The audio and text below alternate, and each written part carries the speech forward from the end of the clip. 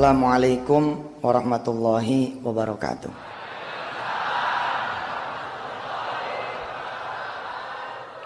Allahumma salli wa sallim mubarik ala sayyidina Muhammadin wa ala alihi walhamdulillahi rabbil alamin.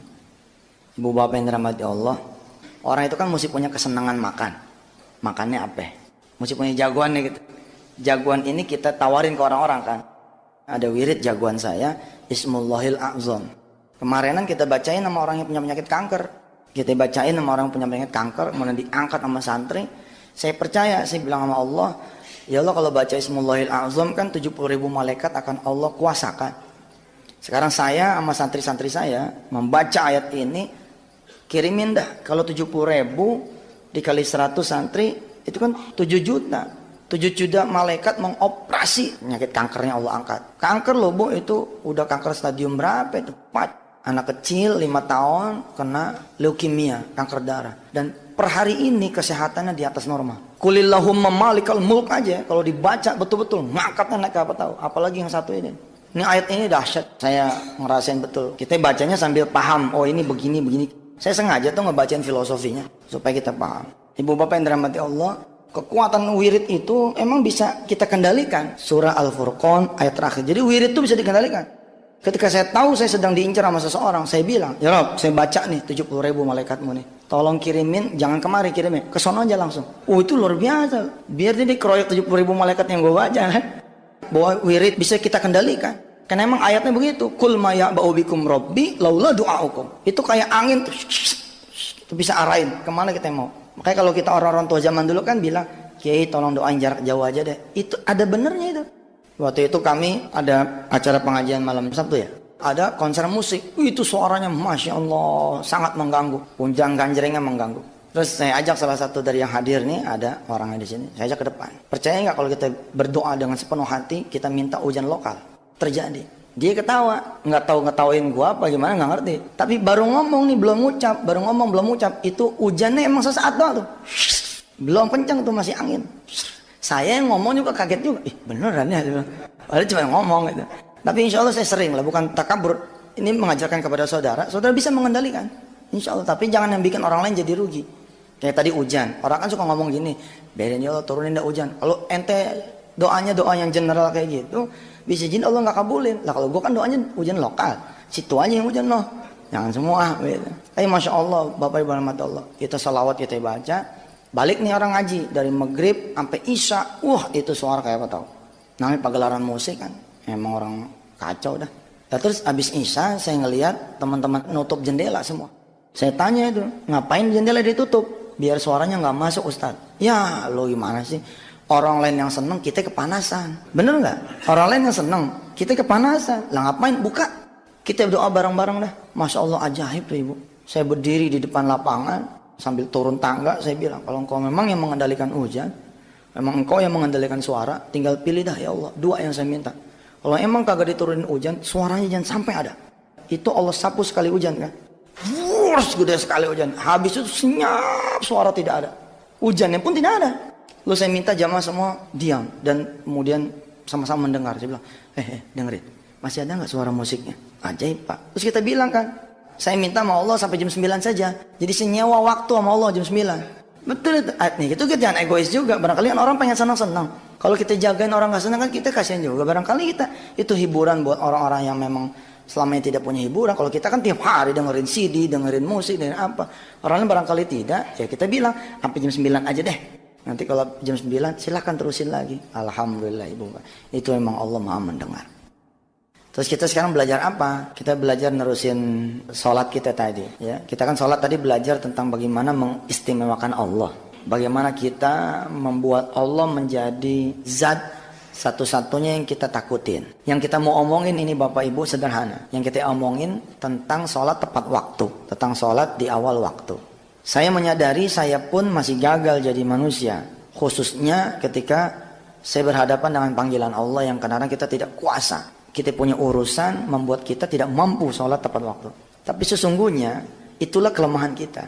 Kalau kita tidak mampu mengendalikan pekerjaan, berarti kita masih jadi budaknya pekerjaan. Kalau kita masih belum bisa mengendalikan waktu, berarti kita masih menjadi budaknya waktu. Maka ibu bapak yang dirahmati Allah, kalau punya anak yang saat ini lulus SD, jangan ragu-ragu masukin ke pesantren-pesantren yang model kayak Darul Quran. Pesantren yang tidak mengutamakan yang lain kecuali sholat. Ilmu termahal buat anak kita itu bukan matematika, bukan bahasa Inggris, bukan komputer. Itu mah pengikut saja. Tapi ilmu termahal buat anak-anak kita, bagaimana dia bisa ngomong gini, "Pah, udah azan, ayo kita ke sholat." Itu yang harus kita cari. Bagaimana anak kita kemudian berdoa dengan bahasanya ketika ibu dikompres, ibu bapak dikompres. Lalu anak kita dengan bahasanya ngomong begini, "Mama, izin ya mau ambil wudhu." "Kenapa kak? Kan belum waktunya sholat." "Kakak mau doain mama biar mama sembuh." Wah, itu tuh yang harus kita cari. Kemudian dia ambil wudhu, dia ambil Quran dengan bahasa cadelnya gitu misalnya. Dia bacain Fatihah. "Ya Allah, Engkau kan yang maha menyembuhkan. Mudah-mudahan Engkau menyembuhkan mama saya dengan bacaan Fatihah saya, Al-Fatihah. Billahi minasyaitonir rajim."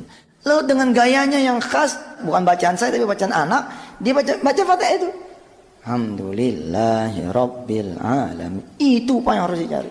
Nah, program Darul Quran yang paling utama setengah tahun terakhir ini, khususnya di bulan-bulan terakhir ini adalah bagaimana santri-santri kita itu peduli terhadap Allah. Ketika Allah memanggil, dia udah dalam keadaan siap. Tapi itulah kita. Allah kan turun. Allah bukan cuma permisi, emang Allah bilang, "Aku akan datang. Aku akan datang, siaplah menyambut diriku." Kapan? Di pertengahan malam, di 2/3 malam, di 1/3 malam. Ayo, kita nggak hidup. Allah lo yang datang. Ini bukan cuman Pak Joko nih, bukan cuman Kasat, bukan cuman Kasal, bukan cuman Kasau, bukan cuman Panglima, bukan cuman Presiden, tapi Allah yang turun. Tanpa sadar kita sering memberi Allah perintah. Oh, maksudnya kita sering berdoa sama Allah agak maksa kali. Jadi seolah-olah kita memerintah Allah. Padahal tidak ada itu Allah merasa dipaksa. Tidak ada itu Allah merasa diperintah. Kalau wujudnya adalah doa. Karena doa itu disebutnya kepatuhan. Allah nyuruh kan, "Wa idza sa'alaka ibadi anni fa inni qarib. Ujibu da'watad da'i idza da'an. Falyastajibu li wal yu'minu bi." Allah nyuruh. Bagaimana mungkin Allah nyuruh kita melakukan lalu kita dibilang anti kontraproduktif, kontrapersepsi? Nggak ada. Kalau kita doa bukan perintah, permintaan. Semakin yakin makin demen Allah, makin banyak makin demen Allah. Semakin kita ngonci dengan bahasa, "Engkau akan mengabulkan ya Allah." Allah makin senang. Jadi apa dong? Ternyata saya kaget, sederhana sekali omongannya. Perintahnya perintah tunggu. Kan hubungannya kita sama sholat nih, betul nggak? Sama azan. Dan kebetulan bulan-bulan terakhir ini saya lagi strike bener. Bukan cuma sama anak murid, tapi sama para guru. Saya bilang siap-siap, kita akan kedatangan 1000 santri baru. Tahun ini Pak, Bapak Ibu rugi kalau tidak nyekolahin anak di Darul Quran. Saya bilang rugi. Bapak Ibu punya anak nih TK, playgroup. Bapak Ibu lulusin anak SD, pengen cari SMP di sini. Punya duit bayar, nggak punya duit bilang. Punya duit kita pakai duit sendiri, nggak punya duit, ayo ada PPPA, Bismillah kita tanggung rame-rame. Ibu punya anak lulus SMP, pengen SMA, udah jangan cari-cari, di sini dah luar biasa di sini. Insya Allah. Yang paling luar biasa yang saya lagi pengen giatin ibadah wajibnya sama ibadah sunnah. Nggak perlu tuh anak pinter gue bilang. Yang penting tuh anak begitu Allah manggil Allahu Akbar, dia takut kalau telat, dia lari. Saya kemarin punya teman marinir, kita suruh dia bikin anak-anak menjadi disiplin. Kita hitung dari asrama sampai ke kelas berapa detik, dari kelas sampai ke masjid berapa detik. Kita latih santri-santri supaya lebih hebat lagi disiplinnya. Penting itu. Karena percuma Pak dia jadi pejabat, percuma dia jadi orang kaya ketika Allah memanggil, "Tunggu ya, saya lagi terima tamu." Itu maksudnya perintah tunggu tuh itu. "Tunggu ya, saya lagi terima telepon." Mekanik bengkel lagi betulin motor. Allah manggil, Allahu Akbar. "Tunggu ya, tanggung nih, saya lagi benerin mobil." Ibu dagang di pasar, ngelayanin orang, Allah manggil, "Hayya 'alas shalah." "Tunggu ya, saya lagi dagang, lagi banyak pelanggan, tanggung nih." Tunggu ya itu betul-betul perintah tuh. Saya baru sadar itu. Iya juga gue bilang. Menarik juga nih dibahas. Tanpa sadar kita sudah memberi Allah perintah. Perintah apa? Perintah tunggu. Kadang-kadang kelamaan Allah nunggunya ya kan. Kelamaan apa jam 2, setengah 3. Kan Allah kan, ya maaf ya dalam tanda petik. Kayak kita kan kita jadi mikir kan. Kita yang ngangkat si fulan. ya, mimpin kita punya salah satu perusahaan. Terus kita panggil, nggak datang. Apa yang terjadi coba? Bukan main. Coba deh tuh, kita punya anak kita panggil, kakak, papa, ngelihat apa? Kakak lagi sibuk. Kakak, kok bisa ngomong kayak gitu? Papa, kalau manggil sekali aja. Kakak juga denger, tapi kakak lagi sibuk. Paham nggak? Bukan main. Sadar nggak sadar kita begitu loh Pak. Sama Allah gitu gitu. Apakah saya sebagai pemimpin pesantren ini memberlakukan itu lalu tidak melakukan? Bismillah, hayo. Maka saya bilang jangan gue sendirian dong. Hayo, nama-nama. Itu memang berasa betul. Mengutamakan Allah itu luar biasa. Coba ya, kalau kita jadi majikan, sopir kita nih. Saya punya sopir Sariman. Kita panggil nih Sariman. Sariman, siapa? Udah di samping. Kira-kira gimana tuh saya sebagai majikan? Allah manggil nih, Allahu Akbar, Allahu Akbar. Kita udah jawab, Allahu Akbar. Allahu Akbar, Allahu Akbar, Allahu Akbar. Udah ada. Hayya 'alas shalah, udah ada di situ. Kira-kira Allah senang gak tuh? Kita bukan menunggu dunia, tapi yang kita tunggu rajanya dunia. Kita bukan menyambut bos kita, nggak ada urusan. Bos kita kalau telat di belakang dia. Apa karena dia bos kita lalu dia harus ada di depannya imam? Ada suatu tempat dimerekin lagi VVIP. Wow, ya nggak sah sholatnya dia. Belakang. Hayya 'alal falah, udah datang. Coba saya panggil, Sariman, mana Sariman? Kita cari ke kolong meja aja nggak ada. Nggak ada, mobilnya pun nggak ada. Kita telepon nih, mailbox. Nomor yang ada 7 sedang digade. Wah, ini mah ceritanya nih. Nomor 1 yang udah saya pasti cabut handphone dulu. Lu gue kasih handphone percuma lo. Gue panggil lu nggak nyaut. Pas saya nih marah nih Merohim, marah sama Jamil, marah sama Hendy. Orang lain lu boleh silentin, lu jangan silentin juga dong. Kan handphone ada fasilitasnya sekarang yang mengenal, auto detect siapa-siapanya, ada spesial ringtone gitu kan. Orang lain lu boleh silent, gue jangan dong. 24 hours lu harus buat gue. Oh iya Pak, saya komandan di sini. Marah betul saya. Saya hubungin satu-satu, nggak ada yang jawab. Bukan main saya bilang ini. Yang terjadi apa? Ya gue kumpulin. Sini lu, kumpul. Bagaimana ceritanya nih? Handphone kita kasih malah nggak aktif. Kita kan buat umat. Kalau kita buat umat handphone, kalau gue sih mau wajar dah. Kita bukan operator. Kalau bapak ibu nelpon saya nggak diangkat, ya tolong maklumi. Tapi kira-kira filosofi kayak gitu. Nggak ada permakluman kan di urusan hierarki gitu. Mana ada permakluman? Yang ada konsekuensi. Kalau kita emang prajurit, emang layaknya kita sama panglima itu luar biasa. Kalau emang kita masih jadi buruh sama majikan, ya wayahnya. Kalau emang kita masih jadi karyawan, ya sama pimpinan, wayahnya gitu. Bayangin kita hambanya Allah, sama Allah. Dia siapa? Alhamdulillahi Rabbil Alamin. Dia itu Allah yang punya alam ini. Maka program disetel. Saya kan celaka nih Bu, Pak. Alhamdulillah dibalik karunia Allah, Allah bikin saya punya prajurit-prajurit di pesantren bekerja di tempatnya masing-masing. Tapi ada satu yang dilupakan, yaitu markas besar yang namanya masjid. Ini rupanya nggak ada yang ngopenin. Kira-kira nih setengah tahun yang lalu kejadiannya. Saya juga merasa berdosa. Saya subuhan bersama aja di bulan puasa kemarin itu cuman 1 hari. Dan kemarin saya tidak bisa tarawih berjamaah di sini karena saya keliling terus. Lalu kemudian saya ngerem. 2007 tuh saya ngerem. G5, 4, 3, 2, 1. Nah di gigi 3 saya bisa main-main ke pesantren. Begitu saya main ke pesantren, azan, anak-anak pada jalan. Jalannya begini. Ini jalannya. Ajannya udah deket ajannya nih. Hayya 'alal falah. Udah deket. Jalannya kayak begitu. Wah saya marah betul. Mana bisa. Ilmu itu harus mengantarkan kita kepada Allah. Kalau ilmu tidak bisa mengantarkan kita kepada Allah, bukan ilmu namanya.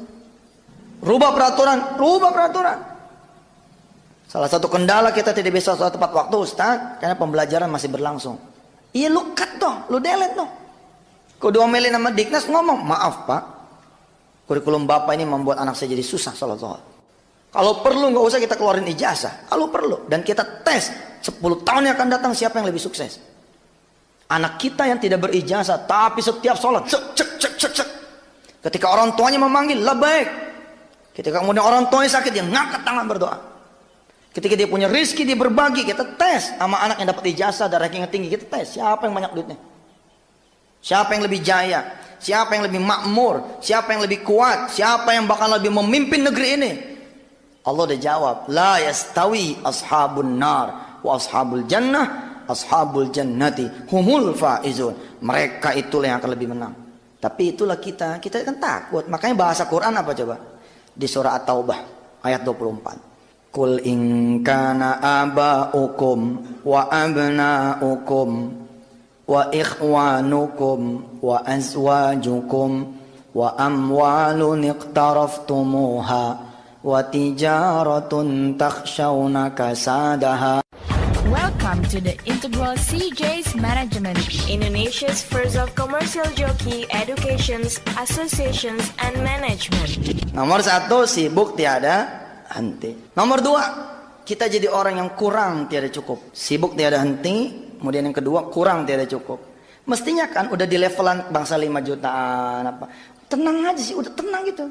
Santai aja Pak. Kalau emang dengan kita buka 10 jam cukup, ngapain kita buka 24 hours? Kalau dengan kita buka 3 jam udah cukup, ngapain kita? Nih kalau sama orang modern, salah saya ngomong nih. Jangan begitu Ustaz. Time is money. Begitu kita udah kejar-kejaran sama dunia, saatnya dunia kita genggam, hilang dunia. Kemalingan, kerampokan, sakit, anak kita yang kena narkoba. Anak kena narkoba Pak. Nangis kita Pak, kita sibuk tiada henti, gara-gara kita kurang tiada cukup, anak kita kena narkoba, siapa yang nangis? Nomor 1 yang paling nangis kita jadi ayah. Kita mulai dari salah-salahan sama istri kita. Kalau anak kita yang perempuan nih, begitu beranjak dia 14 tahun, 16 tahun, 17 tahun, hamil, nomor 1 yang paling nangis itu kita. Kalau bisa ini dunia diriwayat, dibalikin, set kita pengen jagain anak kita, sok, nggak bisa, telat, sibuk tiada henti, kurang tiada cukup. Orang modern mengatakan time is money. Bagi kita betul memang time is money. Tapi time is for Allah. Waktu itu bukan untuk uang. Tapi waktu itu untuk Allah. Yang ketiga, hadiah dari Allah. Setelah sibuk tiada henti, kurang tiada cukup. Yang ketiganya ini, rugi tiada untung. Ini mesti jadi perhatian bener nih. Allah bikin bisnis kita memang kayaknya bergeraknya smooth gitu. Smooth gitu. Pelan itu. Yang lain kena kerjanya luar biasa, babut, dia naiknya pertumbuhannya 10 kali lipat, 20. Tapi kita dengar, Pak udah tahu belum si Anu cerai? Ya Allah, cerai. Tapi kita nambah lagi.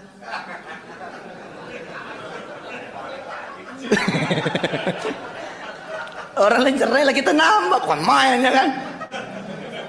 Pak, si Anu cerai tuh. Masya Allah. Alhamdulillah ya Pak ya. Kita sih punya mobil emang cuma kijang tua yang buat ke pasar. Iya benar, yang buat jalan-jalan ini Honda terbaru. Kita hidup biasa-biasa aja Pak, tapi alhamdulillah. Pagi kita masih ngelihat anak, kita masih melihat ibu. You just smell our daughter's hair. Woi mantap nih. Kita coba cium wanginya rambut anak kita. Itu membahagiakan sekali loh. Anak kita keramas, terus kita cium dia punya rambut. Weh mantap. Bukan main. Betul gak? Coba situ pejemin mata. Situ bayangin anak situ pada mandi dengan sampo merek Darul Quran. Deki sampo, insya Allah dijamin pada gatel. Kita cium wanginya menusuk hati kita. Aduh, anak papa yang paling cantik, paling manis. Begini dong kalau jadi anak papa mah yang cantik, yang seger. Ibu itu seminggu nggak hilang tuh baunya. Coba kita begitu kita bangun pagi, ya nggak? Masih kita nerima kopi dari istri kita. Waduh, indah banget dong. Begitu anak-anak jalan, kita lihat istri kita ini udah mandi, rambutnya basah. Nggak jadi kita ke kantor ya kan? Masuk lagi. Creating another child. Bikin anak yang lain. Masya Allah ibu. Kalau kita perhatiin Allah perhatiin kita benar. Tanya coba suami ibu. Tanya dari bapak. Sepanjang 2007, 1427 Hijriah, 1428 Hijriah, sekarang udah 1429. Berapa kali kita ngajarin Yasin, ngajarin baca Quran, alif-alifan sama anak kita. Kakak udah sampai mana ngajinya? Udah jauh Pak. Udah Iqra 3. Masa sih? Coba papa pengen dengar. Bentar ya Pak, anak bangga Pak dikituin Pak. senang merasa ada apa sih perhatian dari kita. Terus anak kita yang megang nih Quran. Coba baca. A'udzu billaka, bukan a'udzu. A'udzu. A'udzu billaka, bukan a'udzu. Lihat Papa. Lihat mulut Papa nih. A'udzu. A'udzu. Terus anak kita baca sambil ngeliatin kita. A'udzu billahi minasyai. Oh benar itu. Nirrajim. Bismillahirrahmanirrahim. Qul ya ayyuhal kafirun. Subhanallah. Kan indah hidup begitu ya. Saya pernah netes Pak air mata ngajar di Wali Songo di Gunung Agung. Ada satu puisi Pak, puisi berbentuk doa, rintihan seorang ayah yang dia kangen ngegendong anaknya di pundak untuk dia bawa ke masjid. Saya merinding bacanya itu. Dia bacain tuh dari atas, kurang lebih itu kalimatnya begini. Betapa indahnya fajar buat orang-orang yang bisa melihat fajar. Betapa indahnya warna langit yang memerah. Terus bait-bait terakhir, betapa indahnya saya membayangkan saya memegang tangan anak saya yang berdiri di sisi kanan saya dan memegang tangan kirinya istri saya yang berjalan di sisi kiri saya menuju masjid menyambut panggilanmu ya Allah. Terus dia bacain lagi terus sampai terakhir, betapa indahnya kalau saya ya Allah engkau izinkan bisa menggendong anak saya di atas saya punya pundak, di atas saya punya bahu untuk kemudian sama-sama menuju engkau ya Allah. Ujungnya tuh ada tulisan dari seorang ayah yang rindu memiliki anak. Artinya dia nggak punya anak gitu. Sekarang kita yang punya anak bagaimana coba? Jangan-jangan kita malah marah. Anak kita brengsek ya. Di sekolah yang di situ malah papa nih di udak-udak buat sholat mulu nih. Jangan-jangan kita malah kesel di nasihatin sama anak. Coba sekarang 2008, 1429 Hijriah, program utama kita kemarin kan kita sedekah ya. 2006, 2007 sedekah. 2008 nih coba nah, sholat tepat waktu. Jadilah orang yang malu gitu. Jadilah orang yang malu, Allah udah kasih banyak hal buat kita. Tapi kemudian kita tidak mampu mengatasi waktu. Kemarin pelajaran buat saya, pelajaran ini di saat kita memang lagi berusaha belajar. Saya bilang saya bukan orang yang patut dijadikan contoh, masih juga belang belentong. Tapi alhamdulillah tahadus bin nikmat, saya sudah mulai menjadi orang yang gelisah kalau tidak tepat waktu. Minimal itu dah. Jangan sampai kita lost gitu. Dia aja sholat udah jam 2. Bukan, ini baru jam 2 ini. Jangan sampai kita ngomong begitu. Tenang aja apa, baru jam 5. Subuh kita bangun. Kesiangan nggak ada rasa dosanya. Kemarin pelajaran tuh saya janjian sama dokter nganterin istri saya. Tuh dokter bilang saya cuma ada sampai jam 4. Saya ngitung nih. Aduh, saya pikir wah tadi kenapa saya khotbah di CR ya? Kalau saya khotbah di rumah kan pasti bisa keburu. Tapi saya tepis kan tidak ada yang berkehendak kecuali Allah. Yalah mudah-mudahan keburu. Tapi ada konsekuensi logis nih. Kalau saya jalan jam 2 ke Gandaria, ini bisa tepat waktu bisa tidak. Program kita kan program pengen ngebenerin sholat tepat waktu. Iya kan? Program pengen ngebenerin. Harus saya mencari masjid. Ini faktor niat nih. Harus mencari masjid. Jadi kalau kita dulu janjian, kalau kita janjian jam 4, kita akan ngitung lewat jalan mana yang di situ ada masjid enak, kita mampir. Dulu kan kita nggak ngitung nih. Sekarang masukin di hitungan. Sebab di jam itu, di jam 3 lewat 10, kalau memang sekarang kan asarnya jam 3 lewat 20. Jam 3 lewat 10 kita udah ambil ancang-ancang masjid mana yang kita bakalan mampirin. Pak, ini faktor niat. Hingga kemudian datang waktu maghrib, dia terusin ke isya, baru dia pulang. Indah, apa yang terjadi Pak? 7 hari Allah pindahin kerjanya. Mikir dia, wah begini ya. Ada lagi jamaah yang cerita, ketika dia beriado itu sholat benar-benar dia tepatin dia punya waktu. Itu kejadian-kejadian unbelievable terjadi. Dia janjian sama orang gak ketemu Pak. Dia pikir udah hilang nih. Udah bangsanya hilang. Dia sholat nih, set. Di barisan sholat. Lah kan orang kalau konsen kan nggak kenal siapa kanan kiri Pak. Kalau orang konsen nggak tahu siapa kanan kiri sampai kemudian salam kan. Begitu salam kan kita biasa salaman tuh. Bisa salaman tuh. Bapak di sini. Iya. Rumah anak kan di sini dekat. Coba Pak. Kita dijamu di pimpinan proyek di rumah aja. Itu Allah tuh. Dia dijamu di pimpinan proyek di rumahnya. Padahal dia anggap dia udah nggak bakal ketemu. Ada anak muda dia janjian jam 11 di Wisma Nusantara. Malamnya neneknya ngomong bangun malam. Supaya Allah bikin urusan jadi enteng. Temuin Allah dulu sebelum nemuin orang. Dia temuin Allah. Rupanya ini anak baru sholat malam. Jadi habis subuh dia tidur lagi ngantuk. Telat Pak. Telat datangnya. Dia naik 78.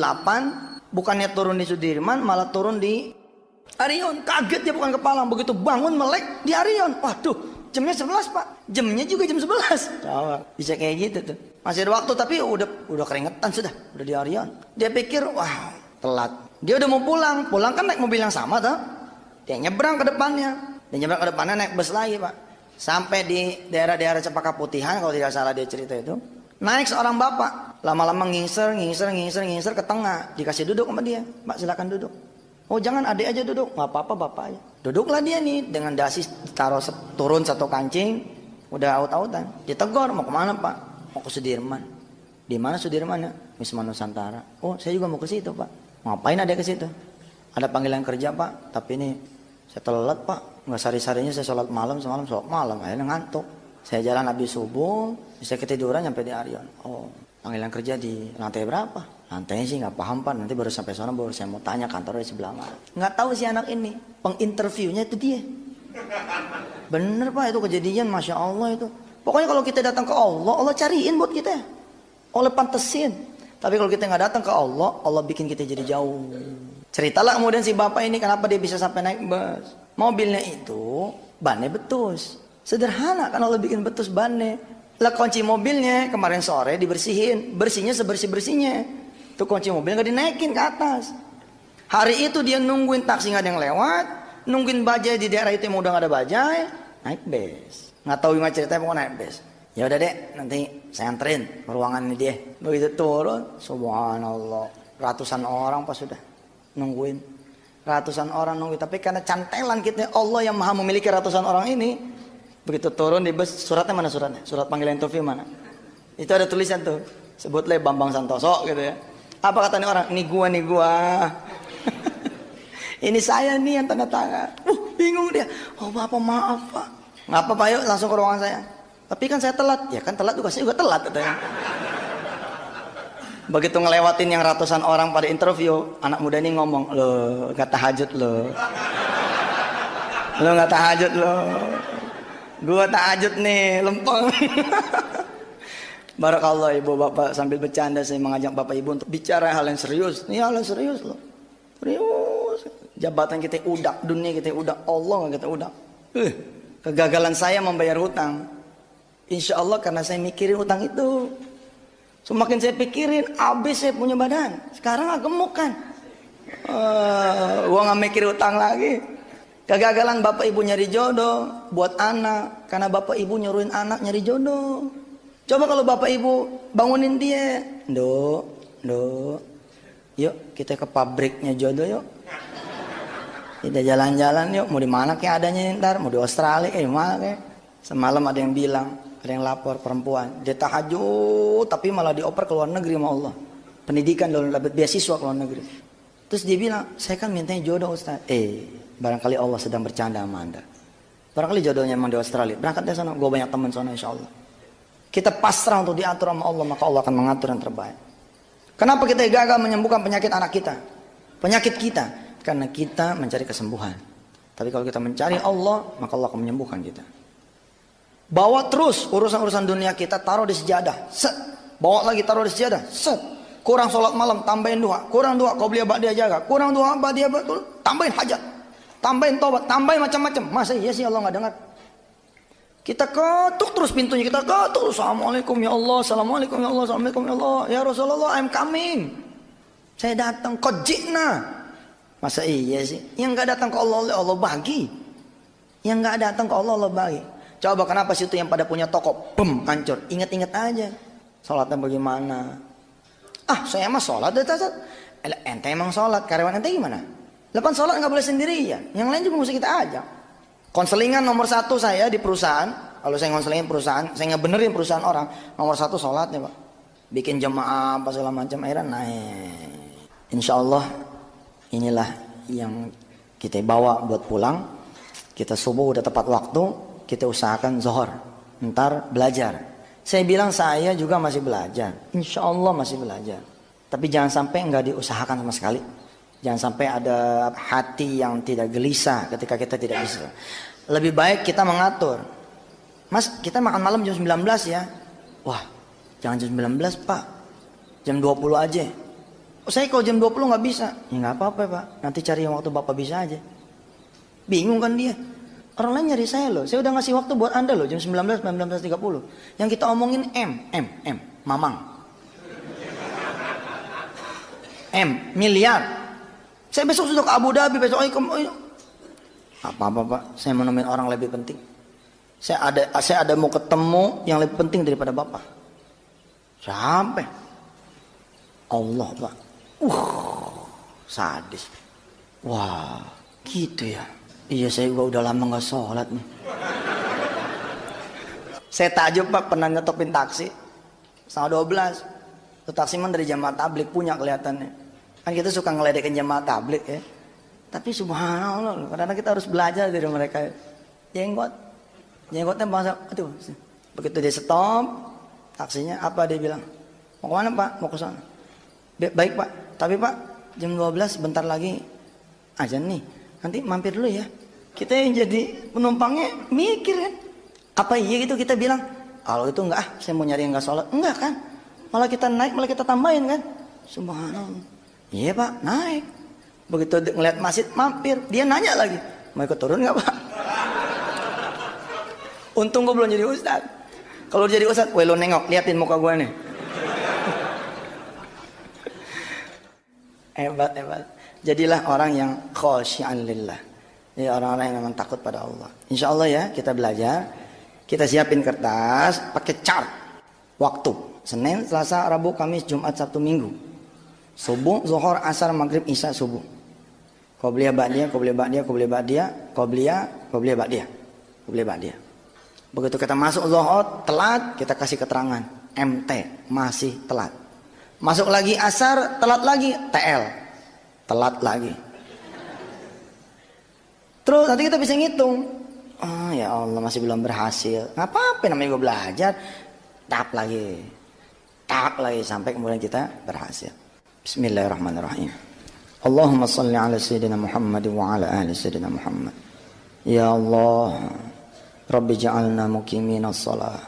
Jadikan kami orang-orang yang menegakkan salat. Wa min dzurriyyatina, dan dari anak keturunan kami. Rabbana wa taqabbal du'a. Ya Allah, kabulkan doa kami. Rabbana ighfir lana wa liwalidina walil mu'minina yauma yaqumul hisab. Ya Allah, ya Tuhan kami, ampunilah kami, ampunilah orang-orang tua kami, ampuni keluarga kami, ampuni jamaah kami semua ya Allah. Jangan kau permalukan kami di saat nanti engkau menghisab diri kami ya Allah. Ya Allah, ya Rabbana, jadikan 2008 ini ya Allah, jadikan tahun baru ini ya Allah 1429 Hijrah menjadi tahun yang kami memperbaiki salat kami. Insya Allah kami mau ya Allah, kami mau menyambut engkau ya Allah, menyambut yang maha agung, menyambut yang maha kuasa, menyambut yang sudah memberikan kami dan anak-anak kami rizki. Tidak lagi kami biarkan kau menunggu kami, tapi kami yang menunggu engkau ya Allah.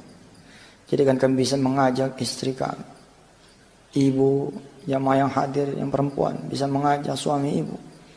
Kita bisa mengajak anak-anak kita semua lebih mengenal Allah lagi ketimbang tahun-tahun kemarin.